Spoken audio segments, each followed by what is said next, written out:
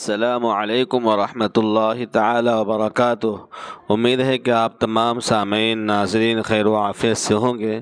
اللہ تعالیٰ آپ سب کو اپنے حفظ و امان میں رکھے، اور آپ سب سے گزارش ہے کہ ہمارے اس پیغام کو سن کر آگے بھی پھیلانے کی کوشش کریں تاکہ پوری امت مسلمہ کو اس کا فائدہ ہو سکے۔ نمبر 1، اسلامی تاریخ 29 شوال المکرم۔ حضرت انس بن مالک رضی اللہ تعالیٰ عنہ نبوت کے تیسرے سال مدینہ میں پیدا ہوئے۔ حضور صلی اللہ علیہ وسلم جب ہجرت فرما کر مدینہ طیبہ تشریف لائے تو اس وقت ان کی عمر تقریباً 10 سال تھی۔ ان کا گھرانہ آپ کے مدینہ آنے سے پہلے ہی مسلمان ہو گیا تھا۔ ان کی والدہ ام سلیم حضرت انس کو لے کر حضور کی خدمت میں حاضر ہوئیں اور عرض کیا، یا رسول اللہ، مدینہ کے مرد عورتوں نے آپ کی خدمت میں کوئی نہ کوئی ہدیہ پیش کیا ہے، لیکن میرے پاس اس لڑکے کے علاوہ کچھ بھی نہیں ہے، آپ اس کو اپنی خدمت کے لیے قبول فرما لیں، لیکن تو بڑا احسان ہوگا۔ آپ نے حضرت انس رضی اللہ عنہ کو اپنی خدمت کے لیے قبول فرما لیا۔ وہ 10 سال حضور کی خدمت میں رہے، مگر آپ نے کبھی ان کی خطا پر اف تک نہیں کہا۔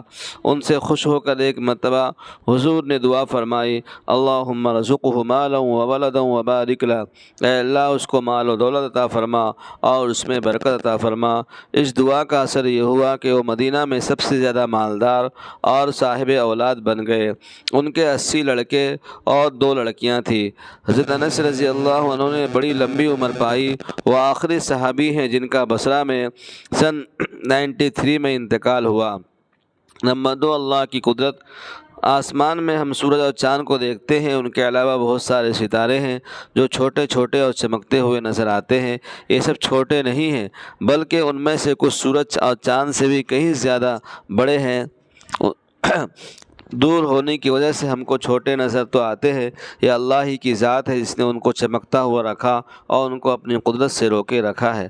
نمبر 3، ایک فرض کے بارے میں رسول اللہ نے فرمایا، دین میں نئی پیدا کی ہوئی باتوں سے اپنے کو الگ رکھو، اس لیے کہ دین میں نئی پیدا کی ہوئی ہر بات بے اصل ہے اور ہر بے اصل بات گمراہی ہے۔ فائدہ، شریعت کے خلاف دین میں نئی چیزیں پیدا کرنا اور اپنی من گھڑت باتیں پیش کرنا، ان باتوں سے بچنا بہت ضروری ہے کیونکہ وہ گمراہی کا سبب ہے۔ نمبر 4، ایک سنت کے بارے میں سونے کے آداب۔ رسول اللہ صلی اللہ علیہ وسلم جب سونے کا ارادہ فرماتے تو دائیں ہاتھ کو رخسار یعنی دائیں گال کے نیچے رکھ کر سوتے، پھر 3 بار یہ دعا پڑھتے، اللہم قنی عذابک یوم تبعث عبادک۔ نمبر 5، ایک اہم عمل کی فضیلت، چاشت کی نماز پڑھنا۔ رسول اللہ نے فرمایا، جو شخص چاشت کی 12 رکعت پڑھے گا، اللہ تعالیٰ اس کے لیے جنت میں سونے کا محل بنائے گا۔ نمبر 6، گناہ کے بارے میں رسول اللہ نے فرمایا، جو آدمی زبان کی فصاحت و بلاغت صرف اس لیے سیکھے کہ لوگوں کے دلوں کو اپنی طرف مائل کرے تو اللہ تعالیٰ قیامت کے دن ایسے آدمی کے نوافل اور فرائض قبول نہیں فرمائیں گے۔ نمبر 7، دنیا کے بارے میں حضرت ابو درداء رضی اللہ عنہ فرماتے ہیں کہ میں نے تم کو تمہاری بیماری اور دوا نہ بتاؤں، تمہاری وہ بیماری دنیا کی محبت ہے اور دوا اللہ تعالیٰ کا ذکر ہے۔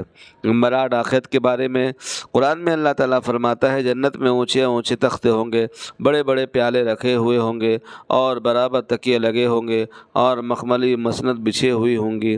نمبر 9، طب نبوی سے علاج، پچنا کے ذریعے درد کا علاج۔ حضرت ابن عباس رضی اللہ عنہ بیان کرتے ہیں کہ رسول اللہ صلی اللہ علیہ وسلم نے احرام کی حالت میں درد کی وجہ سے سر میں پچنا لگوایا۔ فائدہ، پچنا لگانے سے بدن سے فاسد خون، گندا خون نکل جاتا ہے، جس کی وجہ سے درد وغیرہ ختم ہو جاتا ہے اور آنکھ کی روشنی تیز ہو جاتی ہے۔ نمبر 10، قرآن کی نصیحت۔ قرآن میں اللہ تعالیٰ فرماتا ہے، ایمان والو، اللہ تعالیٰ سے سچی پکی توبہ کر لو، امید ہے کہ تمہارا رب تمہاری خطاؤں کو معاف کر دے گا اور جنت میں داخل کر دے گا۔ اللہ تعالیٰ ہم سب کو ان باتوں پر عمل کرنے کی اور اس کو پھیلانے کی توفیق عطا فرمائے۔ وما علینا الا البلاغ المبین۔ والسلام علیکم۔